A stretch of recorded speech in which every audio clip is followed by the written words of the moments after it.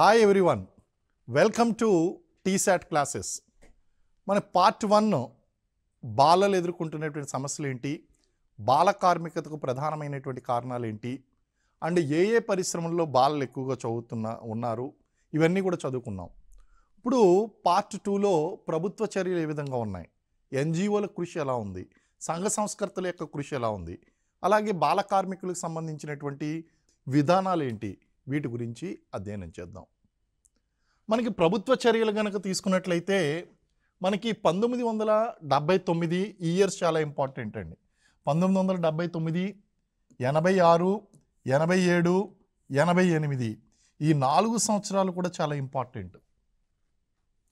1979వ సంవత్సరంలో బాల కార్మిక సమస్యను అరికట్టడం కోసం తీసుకోవలసినటువంటి తగిన సూచనలు ఇవ్వమని చెప్పి మనకి గురుపాదస్వామి నేతృత్వాన ప్రభుత్వం ఒక కమిటీని వేయడం జరిగిందండి. సో బాల కార్మిక వ్యవస్థ నిర్మూలనకు సూచనలు ఇవ్వడం కోసం వేసినటువంటి కమిటీ 1979లో గురుపాదస్వామి కమిటీ.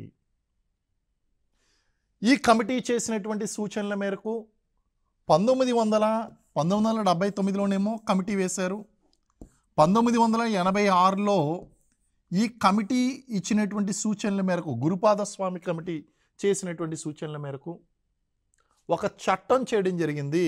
బాల కార్మిక వ్యవస్థ నిషేధము మరియు నియంత్రణ చట్టం ఒకటి చేయడం జరిగింది 1986లో. అలాగే 1987లో గురుపాదస్వామి కమిటీ సూచనల మేరకే ఒక జాతీయ విధానాన్ని కూడా రూపొందించడం జరిగింది. బాల కార్మికులకు సంబంధించి ఒక national policy on child labour, NPCL, national policy on child labour, బాల కార్మికులకు సంబంధించి ఒక జాతీయ విధానం, విధి విధానాలు రూపొందించడం జరిగింది. అలాగే 1988వ సంవత్సరంలో బాల కార్మికుల జాతీయ బాల కార్మికుల పథకము NCLP, చూసుకోండి, కన్ఫ్యూజ్ అవ్వకండి, ఇది NPCL, national policy on child labour, ఇదేమో NCLP, national child labour project. ఇది పాలసీ, ఇది ప్రాజెక్టు. 1988లో ఒక ప్రాజెక్ట్ని ప్రారంభించడం జరిగిందండి.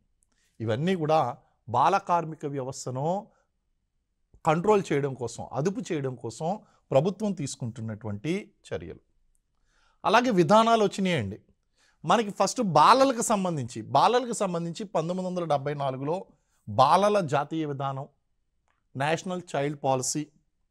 87లో చైల్డ్ లేబర్ పాలసీ,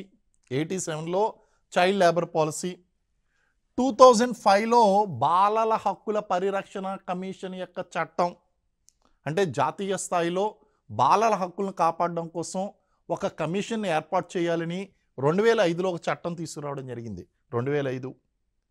అలాగే 2013లో ఈ 1974లో చేసినటువంటి బాలల విధానం ఏదైతే ఉందో ఆ బాలల విధానానికి నూతన జాతీయ విధానాన్ని తీసుకుని వచ్చారు. నూతన జాతీయ బాలల విధానం 2013. ఈ డేట్స్ చాలా ఇంపార్టెంట్. ఎగ్జామినేషన్ పాయింట్ ఆఫ్ వ్యూలో ఏ సంవత్సరంలో ఏం చేశారు అనేటువంటి డేట్స్ చాలా ఇంపార్టెంట్. బాలలకు సంబంధించి మొట్టమొదటిసారిగా విధానం చేసింది 74లో. దానికి మళ్ళీ నూతన జాతీయ విధానం అని చెప్పేసి 2013లో తీసుకొచ్చారు. 1987లోనేమో బాల కార్మికుల జాతీయ విధానం, 2005లోనేమో బాల కార్మికుల కోసం జాతీయ స్థాయిలో హక్కులు పరిరక్షించడం కోసం ఒక కమిషన్ ఏర్పాటు చేయాలని చట్టం చేశారు. ఇది మరి జాతీయ బాలల హక్కుల పరిరక్షణ కమిషన్ 2007. పాత స్లైడ్లో చూడండి, ఇక్కడేమో 2005 అన్నాం. 2005 అనడానికి కారణం ఏంటి అంటే ఇది చట్టం చేసాం 2005లో. కానీ కమిషన్ ఏర్పడింది ఎప్పుడు? 2007. ఎగ్జామ్లో జాగ్రత్తగా గుర్తుపెట్టుకోండి. సో 2007లో కమిషన్ ఏర్పడింది. ఇది రాజ్యాంగబద్ధమైన సంస్థ, చట్టబద్ధమైన సంస్థ అని చూస్తే ఇది చట్టబద్ధమైన సంస్థ. అంటే 2005లో జాతీయ బాలల హక్కుల పరిరక్షణ కమిషన్ చట్టం ద్వారా మనం ఈ కమిషన్ ఏర్పాటు చేసాం. ఇది రాజ్యాంగబద్ధమైన సంస్థ కాదు, చట్టబద్ధమైన సంస్థ. Number 1 point. అలాగే మరి ఈ జాతీయ బాలల హక్కుల పరిరక్షణ కమిషను ఎవరి హక్కులను కాపాడుతుంది అంటే 18 సంవత్సరాలు దాటనటువంటి 18 సంవత్సరాల లోపు ఉన్నటువంటి బాలలందరి యొక్క హక్కుల్ని ఈ చట్టం ఈ కమిషన్ కాపాడుతుంది. సో ఈ చట్టం పరిధిలోకి వస్తారు. 18 సంవత్సరాల లోపు వారందరూ కూడా ఈ పరిధిలోకి వస్తారు.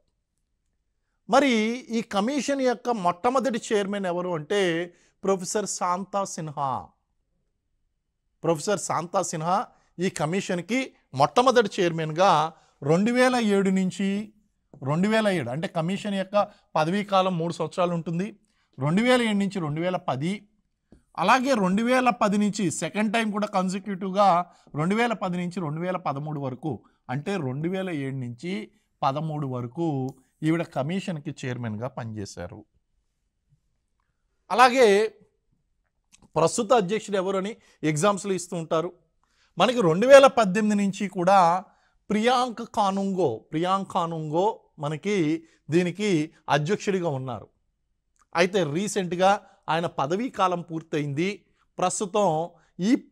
ప్రస్తుతం ఈరోజు ఉన్నటువంటి ఈ యొక్క టైంలో ప్రస్తుతం ఎవరిని కూడా దాంట్లో అపాయింట్ చేయలేదు.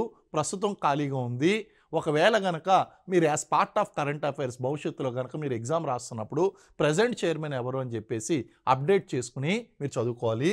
ప్రస్తుతం ప్రియాంక్ కానుంగో యొక్క టెన్యూర్ కూడా ముగిసిపోవడంతో, ఆయన కూడా 2 టెన్యూర్లు చేశారు, ముగిసిపోవడంతో ఆ యొక్క పదవి ఖాళీగా ఉంది. అలాగే ఇందులో ఎంతమంది మెంబర్లు ఉంటారు అనేటువంటి చూస్తే ఒక చైర్మన్, ఒక మెంబర్ సెక్రటరీ, 6 ఇతర సభ్యులు ఈ యొక్క కమిషన్లో మెంబర్లుగా ఉంటారు. ఒక చైర్మన్, ఒక మెంబర్ సెక్రటరీ, 6 సభ్యులు. 6 సభ్యుల్లో 2 మహిళా సభ్యులు ఖచ్చితంగా ఉండాలి.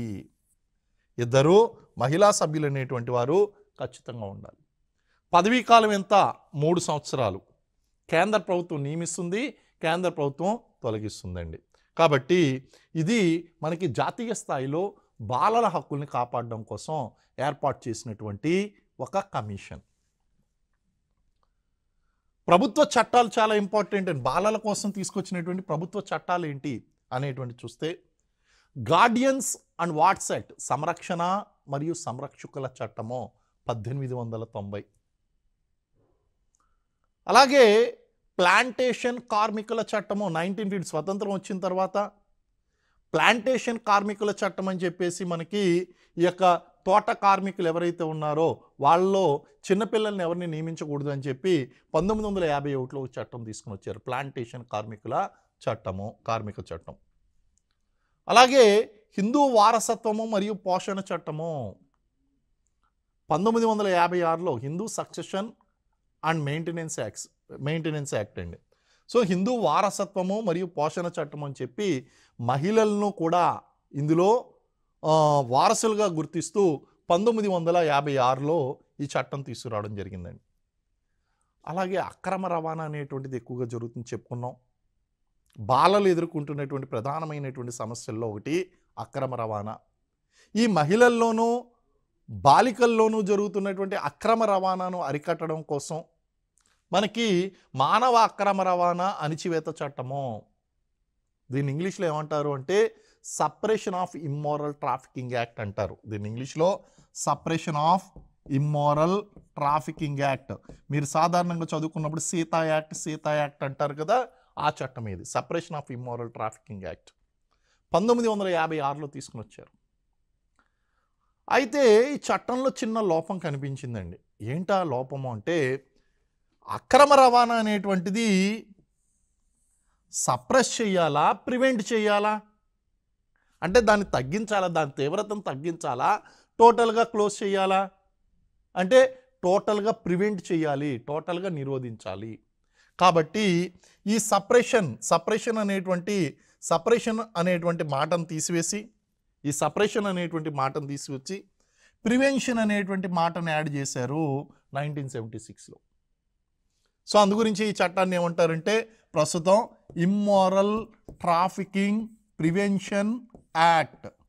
సాధారణంగా ఈ లాయర్ల యొక్క పరిభాషలో పేటా యాక్ట్ అని మాట్లాడుతూ ఉంటారు.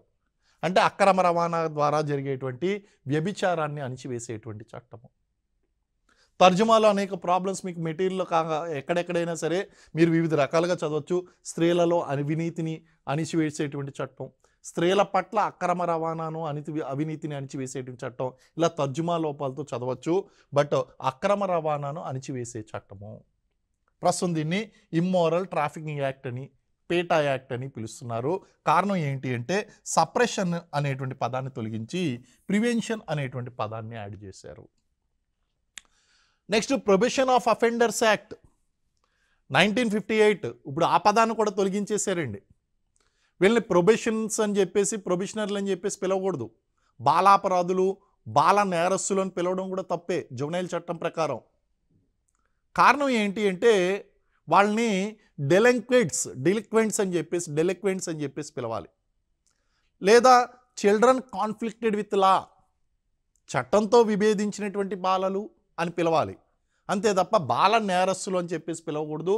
సో గతంలో ప్రొబిషన్ ఆఫ్ అఫెండర్స్ యాక్ట్ ప్రకారం బాలలకి కొన్ని రక్షణలు అనేటువంటివి 1958లో ఇవ్వడం జరిగింది.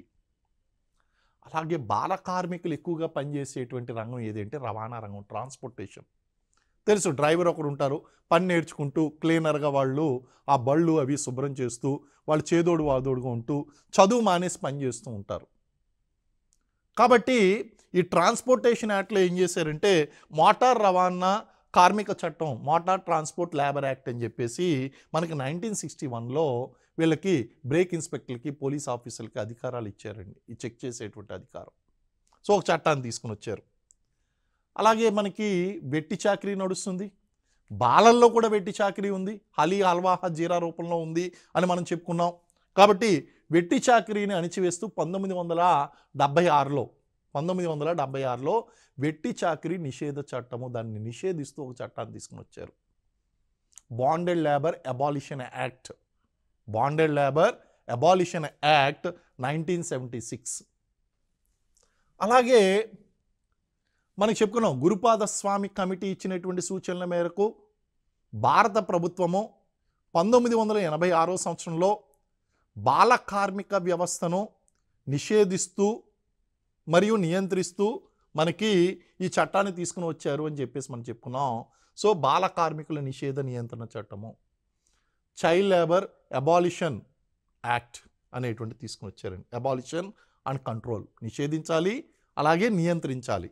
సో నియంత్రణ చట్టము, నిషేధ చట్టము. అందరికీ తెలుసు శారదా యాక్ట్ 1929. మరి మార్పులు చేస్తూ రీసెంట్గా బాల్య వివాహాలను నిషేధిస్తూ 2006లో మనకి బాల్య వివాహాల నిషేధ చట్టం అనేటువంటి తీసుకుని వచ్చారు. 18 సంవత్సరాలు దాటనేటువంటి ఆడపిల్లలు ఎవరికీ కూడా వివాహం చేయడం అనేటువంటిది ఈ చట్టం ప్రకారం నేరం.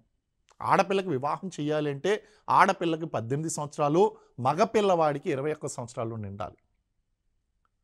అయితే రీసెంట్గా పార్లమెంటులో జయా జైట్లీ అధ్యక్షతన నియమించినటువంటి కమిటీ ఏదైతే ఉందో ఆ కమిటీ సూచనల మేరకు ఆడపిల్లల యొక్క వివాహ వయసు 21 సంవత్సరాలకి పెంచాలి అని చెప్పి సూచనలు చేయడం జరిగింది. అది ఇంకా చట్టం కాలేదు. అంటే భవిష్యత్తులో ఆడపిల్లల యొక్క వివాహ వయసు 21 సంవత్సరాలకి పెంచాలి. ఏంటి 18 సంవత్సరాల నుంచి 21 సంవత్సరాలకి ఎందుకు పెంచాలి అనేటువంటిది మీరు చూస్తే there is an educational reason and also health reason.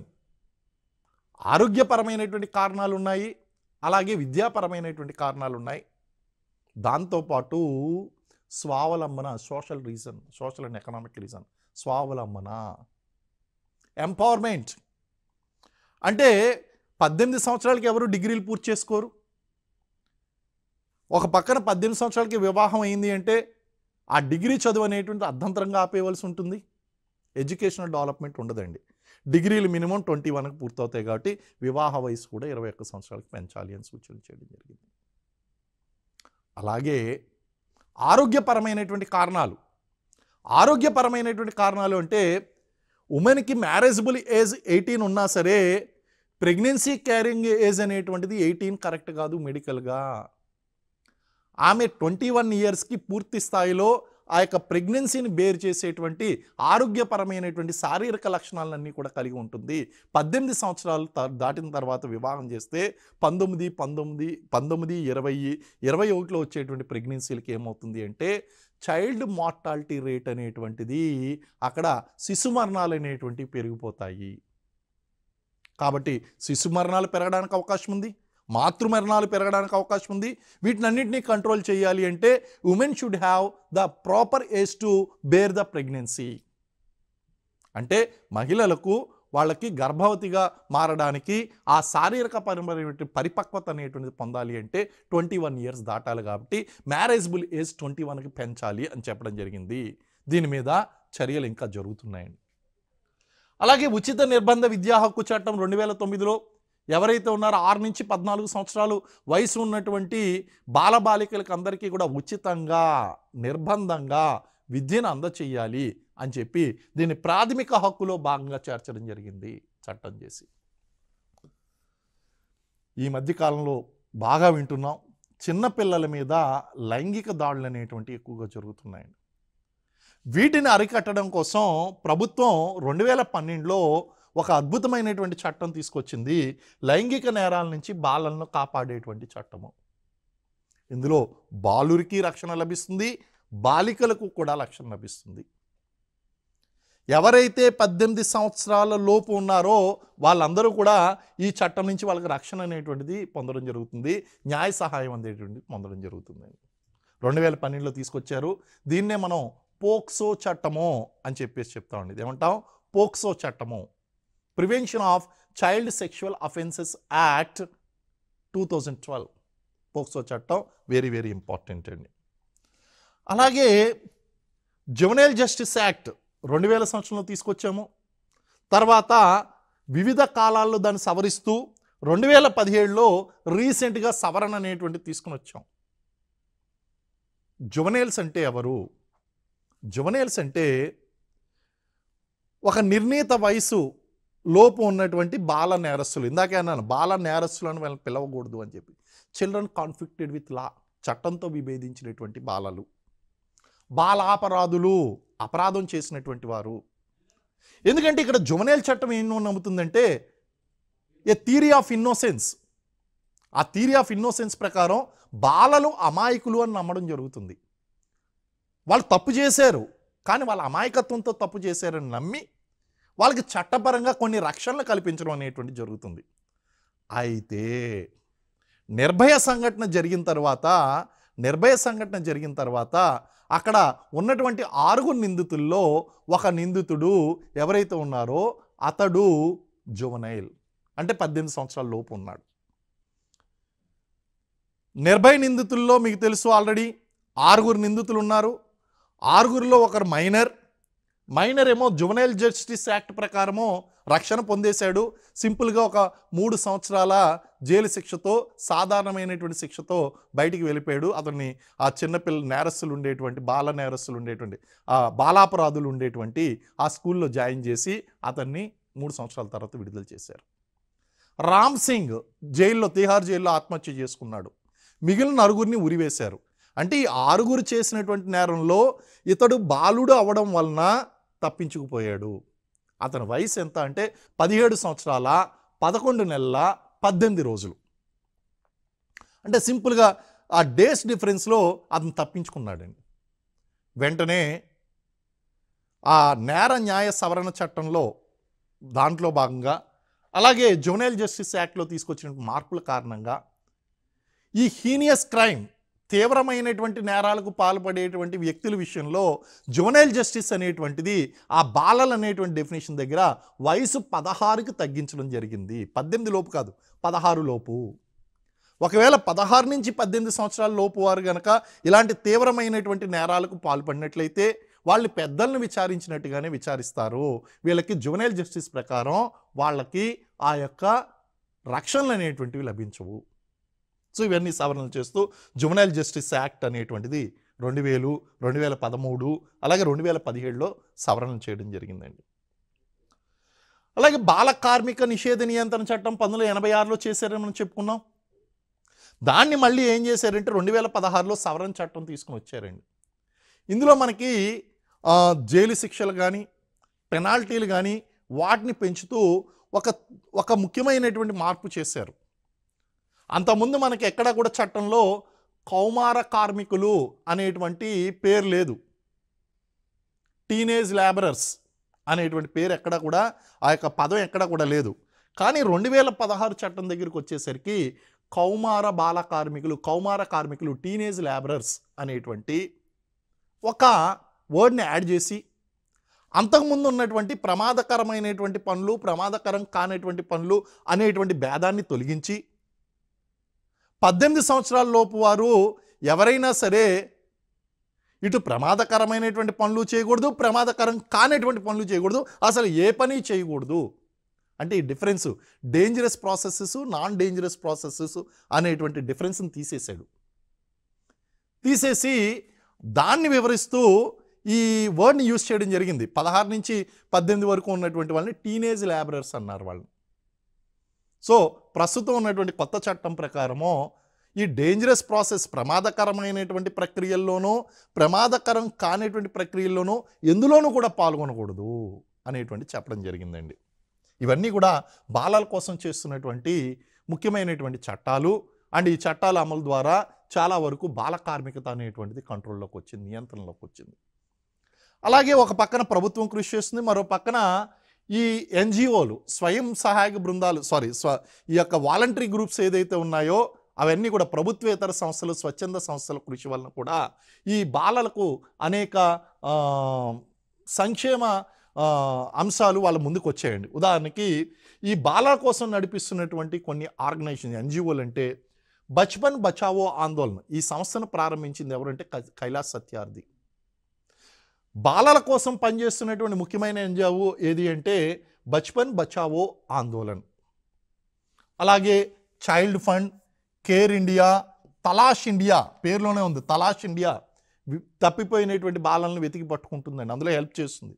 Talaash India, care India and children rights and you, cry organisation, చాలాసార్లు మీరు వినే ఉంటారు cry, CRY, children rights and you, cry అనేటువంటి organisation. Global March against child labour, very important organisation. Kailash Satyarthi ఈ global March against child labour అనేటువంటి మూమెంట్ని start చేసి ఈ ఆర్గనైజేషన్స్ని ప్రపంచంలో దాదాపు 30 దేశాల్లో దీని యొక్క యాక్టివిటీస్ని స్ప్రెడ్ చేసి ఆయన ప్రపంచంలో బాల కార్మిక వ్యవస్థను కంట్రోల్ చేయడానికి కృషి చేశాడండి. కాబట్టి global March against child labour. అలాగే బాలల యొక్క ప్రాథమిక విద్యలో పనిచేస్తున్నటువంటి అతిపెద్ద సంస్థ ఎన్జిఓ ఏది అంటే ప్రథమ్. ఇవన్నీ కూడా బాలల కోసం పనిచేస్తున్నటువంటి స్వచ్ఛంద సంస్థలు. బాలల సంక్షేమం కోసం పాటుపడుతున్నటువంటి సామాజికవేత్తలు ఎవరు, సోషల్ రిఫార్మర్సు, సోషల్ యాక్టివిస్టులు ఎవరు అంటే కైలాస్ సత్యార్థి పేరు ముందు వస్తుందండి. కైలాస్ సత్యార్థి ఈయన 2014లో నోబెల్ శాంతి బహుమతిని అందుకున్నాడు. ఎందుకోసం అంటే బాల కార్మికులను బాల కార్మిక వ్యవస్థను అదుపు చేసి వాళ్ళ సంక్షేమానికి కృషి చేసినందుకు అటు పాకిస్తాన్కి చెందినటువంటి బాలిక, అంటే బాలికల విద్య కోసం కృషి చేసింది మలాలా యూసఫ్ జాయ్, ఆ అమ్మాయికి ఆ బాలికకు, అలాగే కైలాస్ సత్యార్థికి, ఇద్దరికీ కలిపి జాయింట్గా 2014 సంవత్సరానికి నోబెల్ శాంతి బహుమతి ఇచ్చారు. ఇది కైలాస్ సత్యార్థికి ఎందుకు వచ్చింది అంటే బాలల కోసం కృషి చేసినందుకు, బాల కార్మిక వ్యవస్థను అరికట్టడం కోసం కృషి చేసినందుకు. అలాగే ఈయన 1980, ఈయన యాక్టివిటీస్ ఈ రోజు కాదండి, దాదాపు 40 సంవత్సరాలు బట్టి ఈయన యాక్టివిటీస్ నడుస్తున్నాయి, 40 సంవత్సరాలకు పైగా. 1950 సంవత్సరంలోనే బచ్పన్ బచావో ఆందోళన్ అనేటువంటి సంస్థను ప్రారంభించి దాని ద్వారా బాలల యొక్క సంక్షేమానికి కృషి చేస్తున్నాడు. 1980లో స్టార్ట్ చేశాడు. అలాగే మనకి global March against child labour అనేటువంటి సంస్థను స్థాపించి ప్రపంచంలో అనేక దేశాల్లో దీని యొక్క కార్యకలాపాలను విస్తరించాడు. సో బాలల సంక్షేమానికి కృషి చేసినటువంటి సోషల్ యాక్టివిస్ట్, సంఘ సంస్కర్త ఎవరు అంటే కైలాస్ సత్యార్థి అని చెప్తాం. అలాగే ప్రొఫెసర్ శాంతా సిన్హా, ఈవిడ హైదరాబాద్ సెంట్రల్ యూనివర్సిటీలో పొలిటికల్ సైన్స్ డిపార్ట్మెంట్లో హెడ్ ఆఫ్ ది డిపార్ట్మెంట్గా పనిచేసేవారు. ప్రస్తుతం రిటైర్ అయిపోయారు. ఆవిడ వాళ్ళ తాతయ్య గారి పేరుతో మామిడిపూడి వెంకటరంగయ్య అనేటువంటి పేరుతో ఎంవి ఫౌండేషన్ని స్థాపించారండి. ఈ ఎంవి ఫౌండేషన్ స్థాపించి హైదరాబాద్, రంగారెడ్డి చుట్టుపక్కల ప్రాంతాల్లో ఉన్నటువంటి బాల కార్మికులందరినీ కూడా గుర్తించి వాళ్ళని ఆ రంగం నుంచి కాపాడి తిరిగి చదువుకునేలా చేసినందుకు ఈవిడ యొక్క కృషికి ప్రభుత్వం చాలా రకాలుగా గుర్తించింది. 1998లో పద్మశ్రీ అవార్డు లభించిందండి ఆవిడికి. అలాగే 2003లో రామన్ మ్యాగ్సెసే అవార్డు లభించింది. అలాగే 2007లో ఏర్పాటు చేసినటువంటి బాలల హక్కుల పరిరక్షణ కమిషన్కు మొట్టమొదటి చైర్మన్గా ఈవిడ నియమించబడింది. నెక్స్ట్ ప్రభుత్వం కూడా మనకి ప్రస్తుత ప్రభుత్వం కూడా ఆపరేషన్ స్మైల్, ఆపరేషన్ ముస్కాన్ పేరుతో ఆపరేషన్స్ బాల కార్మికులు తప్పిపోయినటువంటి ఈ యొక్క అనాథ బాలలను, తప్పిపోయినటువంటి బాలలను వెతికి పట్టుకునేటువంటి కార్యక్రమం పోలీస్ డిపార్ట్మెంట్ చేస్తుంది ఆపరేషన్ ముస్కాన్ పేరుతో.